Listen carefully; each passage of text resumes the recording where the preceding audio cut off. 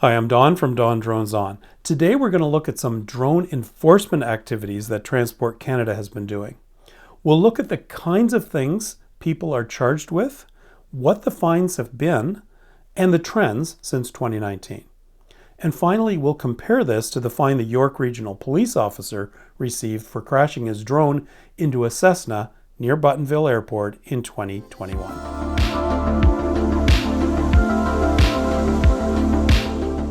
My information all comes from the Transport Canada public website, where aviation enforcement actions are summarized. There's a link in the description below this video. I'm going to be diving into the individual offenders, what TC calls non-corporate offenders. But it's worth mentioning that there has been one, and only one, corporate offender related to RPAS regulations. It's this one, a $7,500 fine served to BlueVec Technologies in BC. This is their homepage. In 2022, they were fined for flying an unregistered drone by an uncertified pilot and not keeping proper flight records. $7,500. But let's focus in on individual offenders. And we'll start with some basic stats. Since 2019, there have been 45 individual people charged by Transport Canada related to RPAS regulations. In some cases, they received one violation, or what they call a count. But in most cases, there were multiple counts, with a total of 117 violations since 2019. The vast majority of the fines handed out have been $250 per violation. So if you were assessed with 4 violations, for example, you would get a total of a $1,000 fine. Sometimes these are broken down in the TC summary list, but other times there's just a lump sum for the total. The largest single fine for a single violation was $1,000, and that happens to be the case of the Buttonville Cessna collision. Here's a view of the offender counts and the violation counts broken down by year. And for those who are wondering, I used the year served for these stats, and this often lags the actual date of the offense by several months. So the blue candles here are the number of offenders in the year.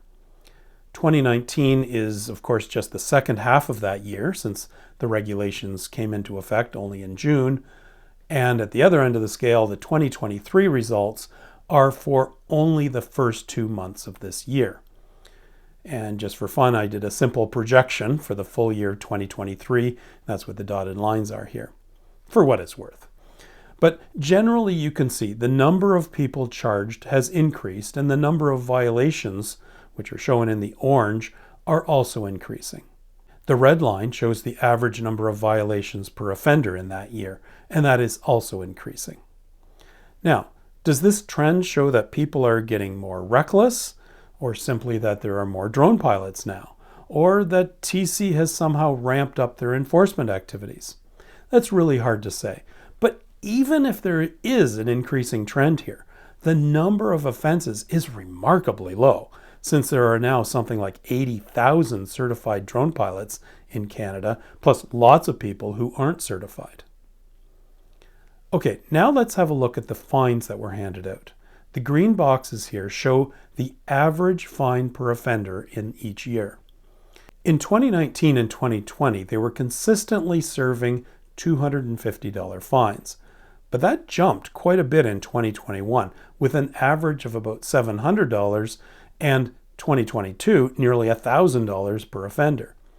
This year, the average is over $3,000, but that's in only 3 cases, so perhaps not indicative of a trend. If we look over the individual fines per violation, we see this sort of distribution. 76% of the fines are around $250. There's a couple that are a little bit less for some strange reason. And the largest individual fine for a violation has been $1,000, and that includes the fine for the Buttonville case. But when we look at the total fines that people have received, and remember, folks typically get more than one violation at a time, we see quite a different distribution, with 36% of people receiving a total hit in the $435 to $750 range. 7 people, or 16%, received a total of $1,000. But here's the disturbing part. 18% of the offenders received fines over $1,000. In other words, whatever they did was considered worse than crashing into a manned aircraft. That doesn't seem right to me. So where are they catching people? Well, they break down the offenses into 4 regions: Ontario, Quebec, the folks east of Quebec, and everyone else is Pacific. These are very strange regions, but there we go. Almost all the enforcement actions have been in Quebec and Ontario, with only 2 elsewhere. Comparing this to population for these regions, clearly this identifies the Pacific region as being populated by angels. That said, I'm going to guess that the distortion in the enforcement actions versus the population has more to do with the distribution of TC enforcement people rather than drone pilots wearing halos or horns for that matter.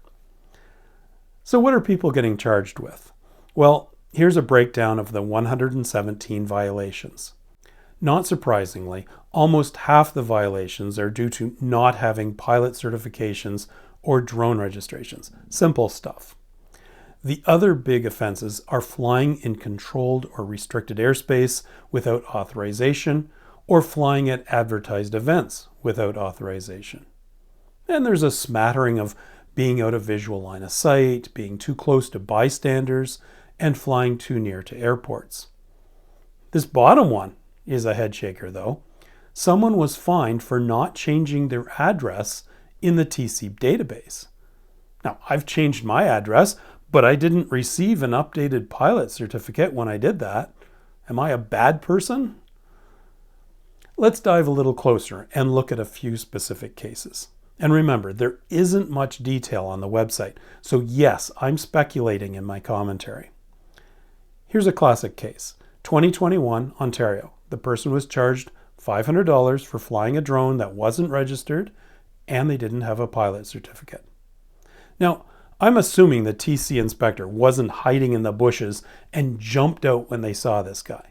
There was something else that triggered the investigation, but I have no idea what. Here's a different one, 2022, Quebec. 4 counts for a total of $2,000, so $500 per offense, roughly. In this case, the person was flying near an advertised event, over 400 feet, out of VLOS, and apparently wasn't properly certified. Intriguingly, there were 4 other offenses related to advertised events in Quebec, all on that same day. And when you Google the date, yep, there was a big trucker convoy protest that day. So I'm going to assume people were filming that and got charged. But there was only one similar charge in Ontario, despite a huge number of drone videos on YouTube during the Ottawa trucker protests. Now, this case in 2020 resulted in 5 $250 fines, and based on the payload charge, I'm going to guess this was a prison drop. There have been a total of 4 other charges based on payload regulations, which honestly seems pretty low to me.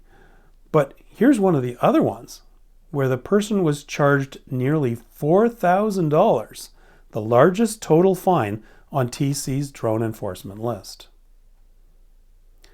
Now, in case you were wondering, and I know you were, there have been 3 separate cases where the don't do anything stupid rule has been invoked for $250 per case.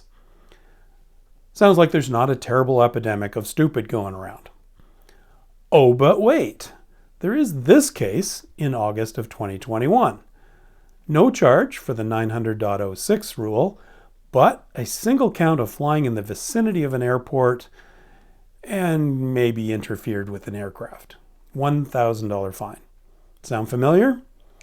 Yep, this was the Buttonville incident, where a police drone hovered near the end of a runway at 400 feet in controlled airspace without authorization or communications with the airport, and nothing on aviation radio. And they collided with a manned aircraft. But only one count. And yet even a cursory look at the situation shows at least 10 definite offenses. And by the way, since my last video on this incident, I've added a 10th violation to my list, flying over the maximum altitude. Why? Well, it turns out the flight log from the drone happily states that the altitude was 400 feet and not over. But anyone who flies a DJI drone knows exactly what this means, right? Anyone? Anyone? That's right, Joey. That's 400 feet above the drone's launch site. But guess what? The drone was hovering over a river valley at least 50 feet below the launch site. So yeah, the drone was over 400 feet above ground level. And this was missed by the investigators. Now, having analyzed the other enforcement actions that we've seen, I think this individual got off extremely lightly. Even at only $250 per offense, this should have been at least $2,500, even if you don't consider the severity of actually colliding with a manned aircraft. So there you have it, the world according to Transport Canada's drone enforcement activities. 45 offenses since 2019, 117 individual violations, with each violation typically attracting a $250 fine. Certainly many legitimate offenses seem to have resulted in penalties, but have the level of fines been fair in all cases? You be the judge.